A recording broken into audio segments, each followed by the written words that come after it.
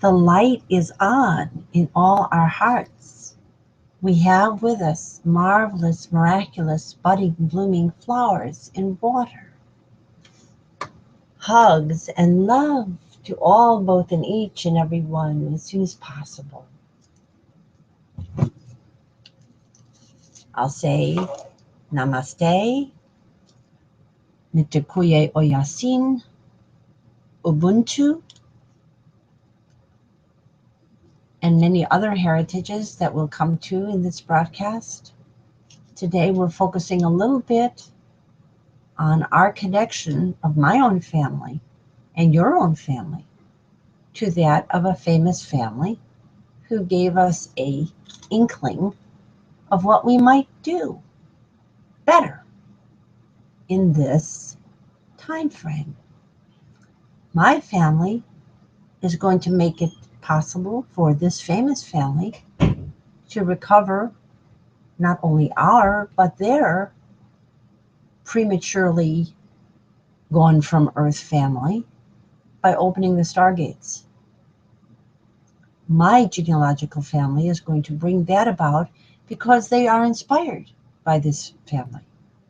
We co-inspire one another. You heard earlier today a Native American mother and daughter, white calf buffalo women, who have participated in these ceremonies with us. Our conference line is open. My family connects heritages of all over the world, and then we came here to the land of the Native Americans, just as the African Americans were brought here by Europeans.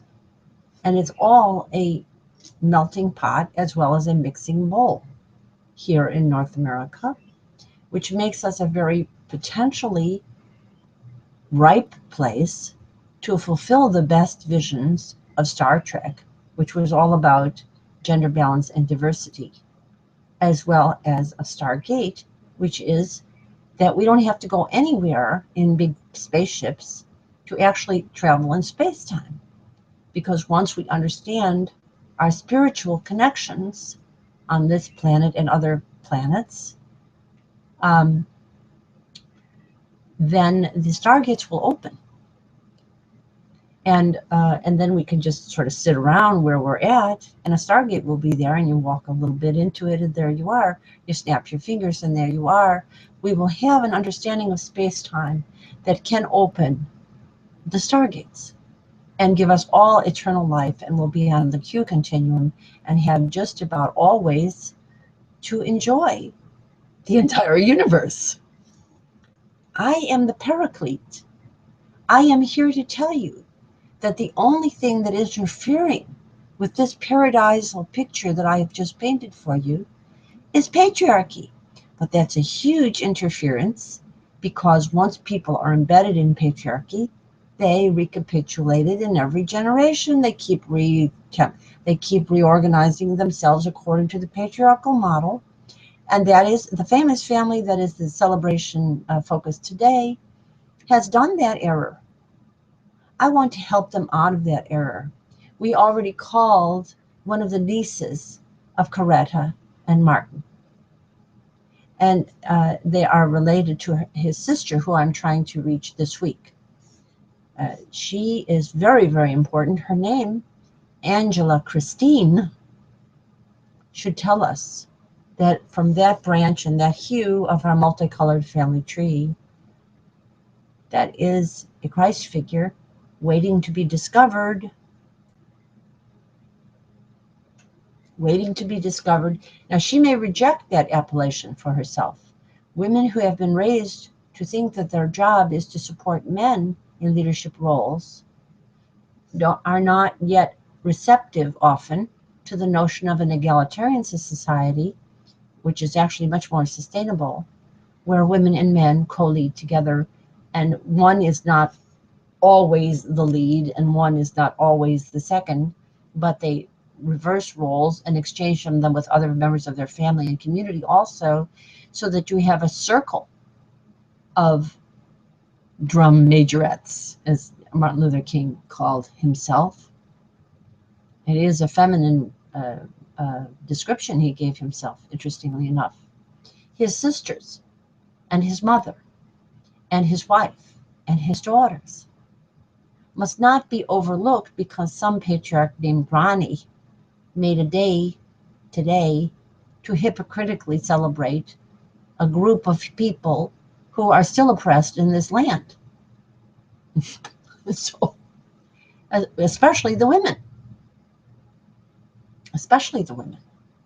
Not that the men aren't, but the women very much are also. Now, my family heritage and our family heritage that I do this celebration for, and I'm going to do this briefly right now, has a number of what I won't call them kings of peace culture yet. They're not old enough to be, and maybe they never need to be. They are, we have at least 5 princesses of peace and at least 5 princes of peace in my family. They are Atlantis risen. They are the promised land realized of the Judeo-Christian and all the people of the book heritages, because they remember Atlantis risen and can understand that balance of gender plus the circle, especially in youthful people who are not yet trained up in patriarchy, releases enormous human genius, goddess and godlike genius. And this is what I want for my family. And you know what it requires? And I'm going to bring this gift to the women of this famous family today.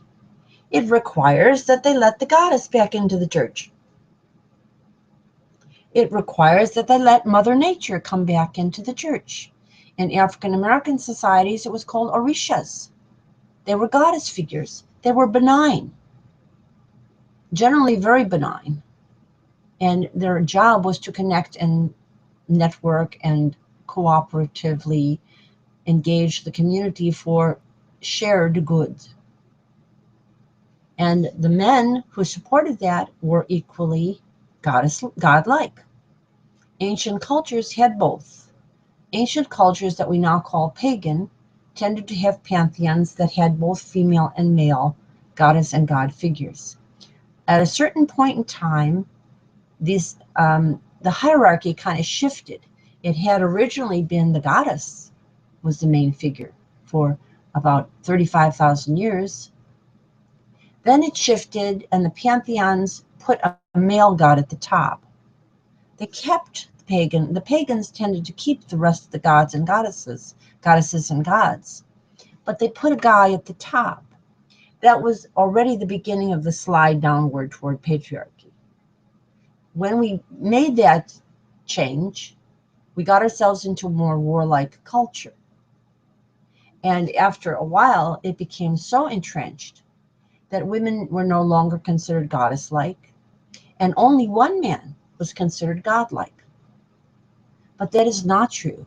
He was a lovely man, and he is of my heritage, and the women and the men of my family are related to that person, as well as his mother and his grandmother.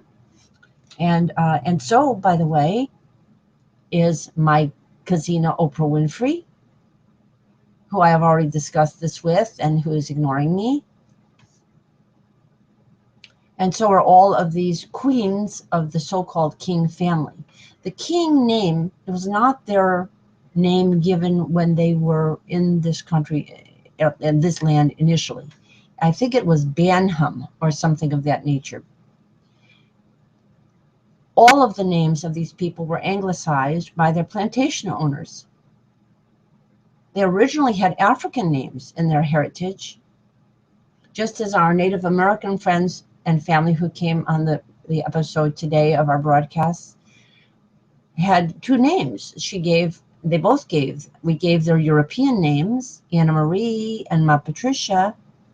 We also gave their Native American names, Singing Cricket and Sunflower, and obviously those would be pronounceable in their native languages. I don't have the ability to do that yet, But we're on the cute continuum, and we'll eventually get there. And Anna Maria and her mother will give you that themselves.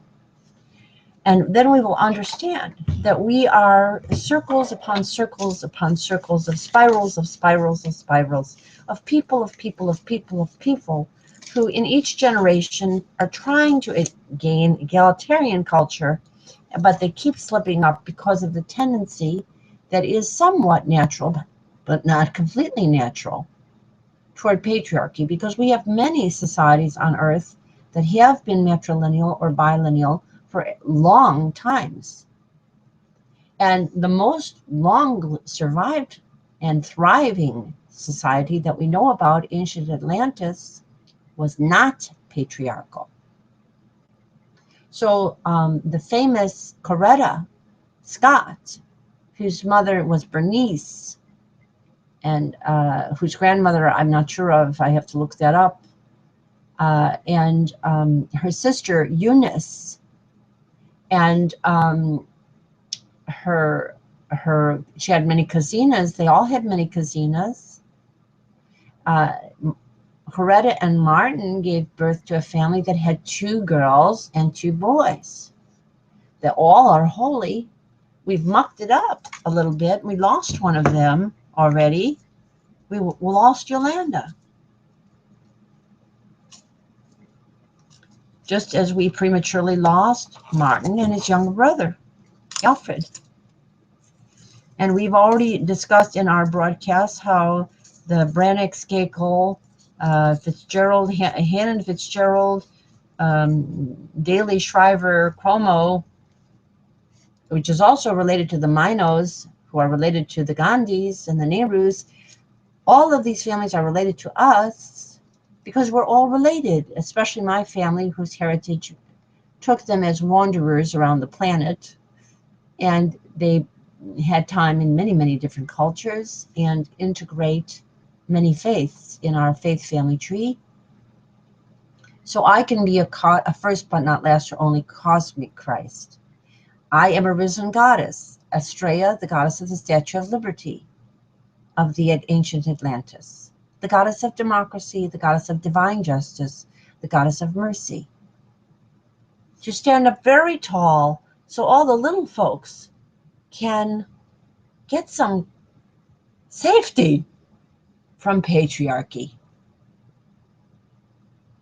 Now, I'm going to do our ceremony for our own family, and then I'm going to show you a graphic which is not complete. I'll do it more tonight or tomorrow to include the famous family of today in what we have already shown with Anna Maria and Ma Patricia, the Native American women, with our family and our variety of European and Indus and Middle Eastern and Mediterranean and English, actually, also, and other European heritages that came into my family tree in relationship to this famous family's tree. We are, as Anna Maria said, you heard her this afternoon say, Mitakuye o Yasin. We are all related, and our modern anthropology confirms this. Even though we have differing haploid groups in our DNAs, our DNA is mostly overlapping because we are related. And the differences occurred over long stays in different sections of our planetary geology that developed certain characteristics. But the basic group of people who started on this planet were likely a small group of the same family. And our biblical stories refer to a biblical family that regenerated the entire humanity after most of it was lost because of patriarchy, but nobody associates the flood. The flood came from patriarchy. And oddly enough, the people who remembered the story told it in such a patriarchal way that they caused the same old problem all over again. Because when women were illiterate and we were at a more primitive stage, women could not figure out the difference between an egalitarian society and a patriarchal society. Today we can. And we are. And we have done it for you. And we have thereby liberated this famous family today from any more tragedies, and we will reconnect them with their beloveds through the Stargate, and our own mothers and great and grandmothers first, and then any youth that were lost in youth. We have Holocausted peoples here that we're talking about in our family tree and these families' trees. There was a huge Holocaust of Native Americans and a huge Holocaust of African Americans. And that's still somewhat going on, because everywhere there's patriarchy on this globe, people are either being harmed and prematurely lost due to stress and disease, or else by war or genocide, or any of the very horrible faces of patriarchy. And now we're all threatened by one of the worst faces of patriarchy, our assault on Mother Nature and global warming and other misuses of technology that threaten us all with nuclear holocaust, both from a potential Fukushima and also from bombs, all of which this family tried to raise our consciousness against, as did their cultural predecessors, Kasturba and Mohandas, and their contemporaries, Winnie and Nelson. And there's other people all around the world who have figured this out, of every heritage. The Nordic people are doing pretty well. They're exporting peace culture everywhere because they are a more egalitarian society. Oddly enough, they didn't used to be. They were very bloodthirsty when they were Vikings, and they were patriarchal. They had a pantheon, but they had a guy at the top. Now that they're more egalitarian, they're a peace culture again. So you can see how this works. It's really simple. You just have to keep looking at the details of family life and interacting with society and the misnomer that we call law when it's produced by patriarchal legislatures. And you understand where the problems come from and why we don't have eternal life already. So I'm giving it to you.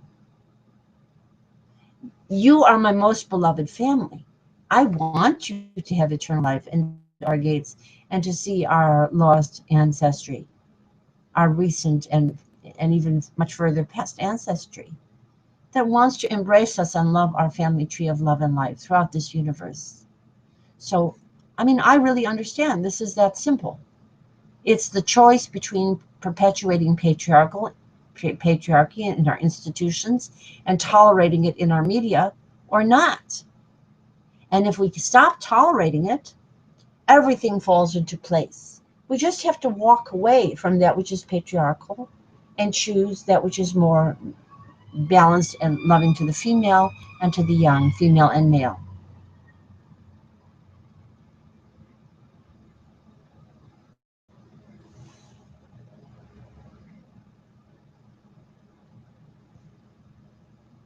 I feel like I'm omitting some detail that is important and that may be endangering my family. So I have to remind my family, you know how to reach me 24/7. And I will follow up and make sure you are okay. If anything happens to you, any of you, I will resurrect you. I am absolutely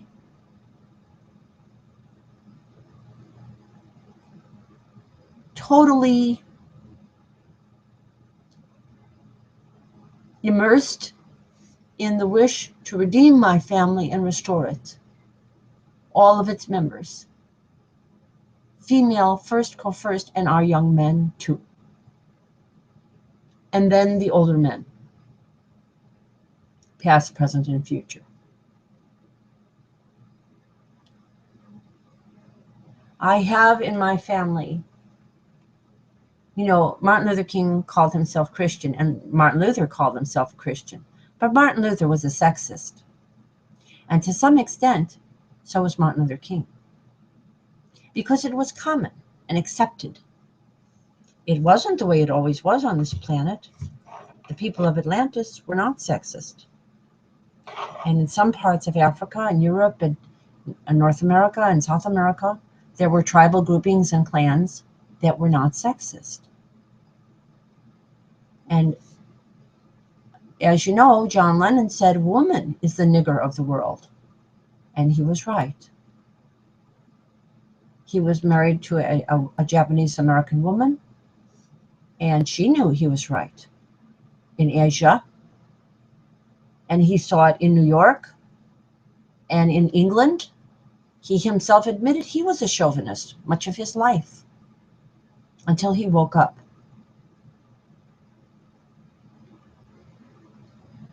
And he also gave us that family also gave us the quote that human beings look to the government as if it's a father instead of a mother and father. And that's where the problem is coming from. And once that state apparatus that is patriarchal gets hold of religion, then religion tries to fit within that reality and make itself fit. And then you have a deprecation to a certain level of the goddesshood of Coretta and Rosa Parks, and I think there's an intersection of that family, of those two families, in the Parks name, further up in the genealogical family tree. And now my family has members of it with our family name who have been driven off of buses in Israel by ultra-Orthodox misogynists, some of whom are women, who have driven off other women off of the buses because they didn't want to enter through a back door. It's exactly the same. And we know that a young lady was terribly raped on a bus by the bus driver and some other guys in India. The story of the bus is that it's a story of degradation of women. And I was looking at the details about Rosa Parks' arrest. And the law in which she was arrested for not giving up her seat said it is the law that a person of color should, quote, give up his seat for a person who is not Negro, for a white person. That was the written law of Mississippi, and she had broken it because she did not willingly give up her seat. And there were a few other women who also did not give up their seats, a few other people. But she became the most famous. But what we lost was the detail here, because the patriarchy that caused this law was embedded in the very wording of the law, calling her a he. And we have that going on in many, many places and many worship centers today. They're still calling God a he. They're still calling his own, pretending that God's only child was a male, and that God is only male. And now, this is not the true religion, and I don't care if this whole family wants to argue with me about it. It is not. I am the Paraclete, and I am come back. I am the reincarnated Kazina of the Magdalene and Nazarene family. And I am come back to tell you that that family interacted with ancient Atlantis generations earlier. And it is my family and our family. And we are Atlantis risen. And we are the fulfillment of Judeo-Christianity. And that we are the promised land, and that the earth everywhere is the promised land, and that egalitarian society of any heritage and all heritages is a shared but diverse rainbow of promised lands on this planet. And it's all one land, and that as we understand that, it's all interconnected, and we've migrated all over the place and shared and learned from one another, then we're ready to open our mansions on all of the other planets, which will be egalitarian, not patriarchal. It really is that simple. So now I'm going to say the ceremony for our family.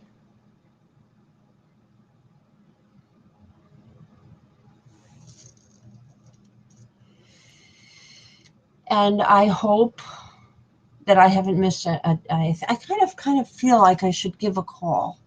I'm going to give another call. I'm putting this on mute for a moment.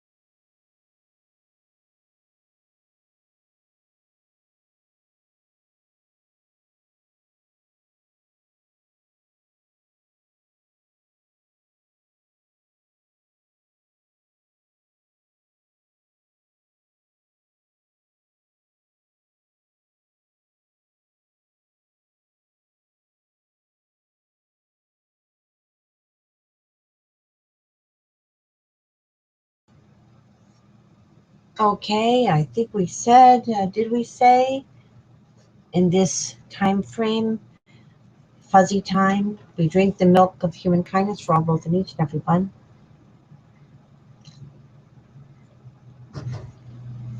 And we drink the water of loving, living planets for all, both and each and every one. I did some outreach calls to the people whose birthdays we're celebrating. They have spring and autumnal birthdays. This January time has some very great people in it that are also our relations. We're going to be talking more about them and how they're all related to each other. People come at different times of the year with different gifts. Each person changes the rainbow and gives great jewel-like gifts of intelligence and brilliance to the story of humanity on this planet and throughout the universe. We'll celebrate and re-celebrate all our birthdays, conception days, name days, and holy days together. We'll start with the spring birthdays and our autumnal spring birthdays, bring them together in a circle, and then fill in with all the ones in all the circle, and we'll know what our family has to bring. Eternal spring, equinox in all seasons, on this and all planets, and we'll celebrate and re-celebrate all our birthdays, conception days, name days, and holy days together, past, present, and future.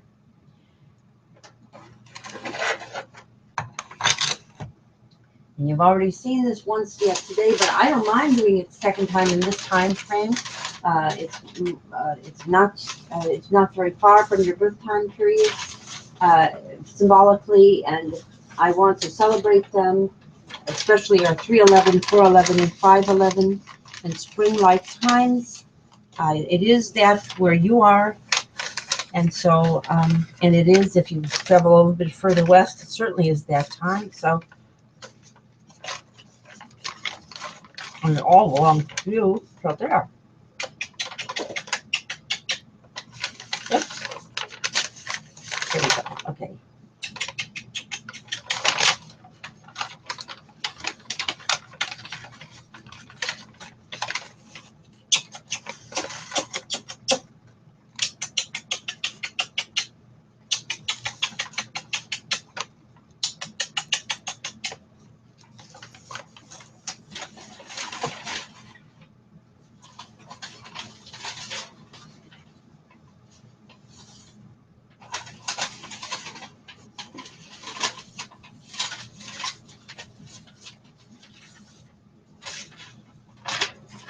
I'm going to forgive these people for their error, but we're going to bounce them out of it pretty soon.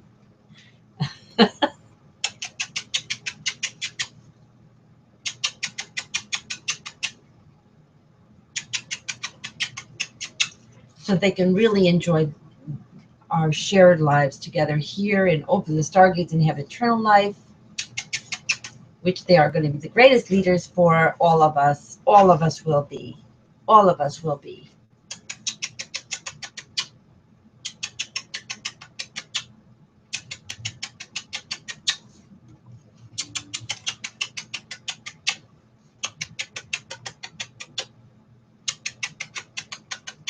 Now, it's true that I don't have the graphics that show the larger community printed out. I have to get the printer fixed, and still it needs no new ink, but I mean that, and you've seen that before, and you should know I am including that all of the people, and you see it on this, if you look carefully on this larger diagram I am holding up. It certainly includes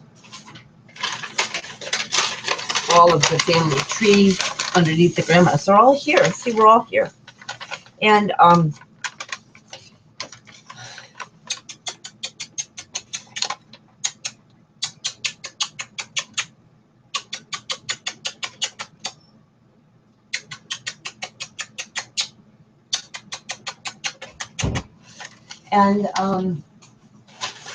let me not leave out, just because these are the people that are waiting for us to open the Stargate. They really are. I tell you, it is the fact. I'm not making this up. I'm not crazy. And this is absolutely the truth.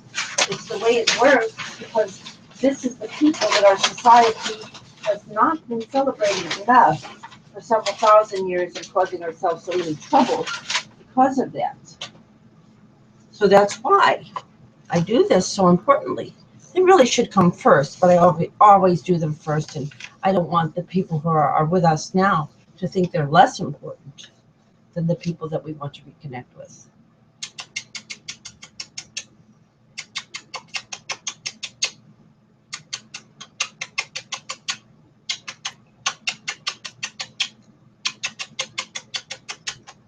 Now, on another diagram that I will show this evening, because I haven't yet had time to put together this famous family that everybody's celebrating today, with our Brannick Skakel, all those people, and Anne Marie, and all her people, and all our people, they all are related. See?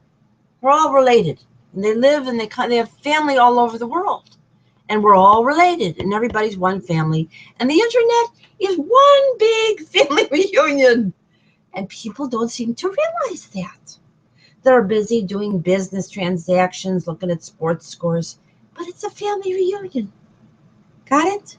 And if we can do it in an egalitarian way and make sure the old grandmas have plenty of computers and the young people do too, and not just a bunch of old guys looking at sports scores, then we'll have a viable world, a sustainable world, and we'll open up the stargates. It's really that simple. And so we'll say, again, and we'll show you more of that together family tree, how you're related to these famous people sometime today and tomorrow and the next day. I'm working on it. It's taken me a while because I have so many tasks, but I'm not that far behind, not too far behind. And I really think that by sometime this month, probably before a month has gone by since my cosmic conception date, we'll have this pretty much together, and we'll have spring together as we should in all seasons.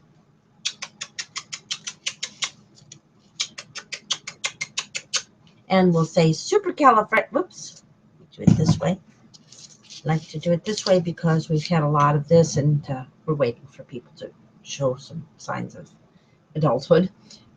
Supercalifragilisticexpialidocious.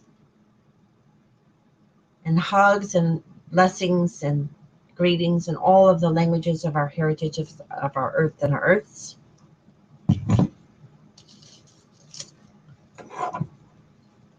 Supercalifragilisticexpialidocious, and all the blessings and all the greetings of all the heritages of our earths and our earths, of our earth and our earths. Love you. Another broadcast coming yet. Around 8:45, 7:45, 6:45, 5:45, depending on your time zone. But I have had technical problems, so I'm getting late starts. But I always come on, so you can be assured of it. See ya. Come join me. Co-host this and co-host with me. We're saving the world. It's easier than you thought. You just have to understand things clearly. You know, Mileva Merrick said that her husband could diagram the entire universe on a napkin. In a way, that's what I'm trying to do for you with the New Millennial Golden Rule. That rule gives you the whole universe on a napkin that expands and becomes the whole universe. It's that simple. That's why I'm the paraclete, because I figured it out. I know this sounds far out, but I can have fun because I am the Mother Goddess. And I'm here to deliver you. And that makes me happy. I love you. I am the Statue of Liberty. Think of her walking around trying to do good for everybody. She'd be very happy to do that. She'd be laughing with joy. With joy. So, supercalifragilisticexpialidocious again. Come back to the next broadcast right away in a few hours. Talk to you soon.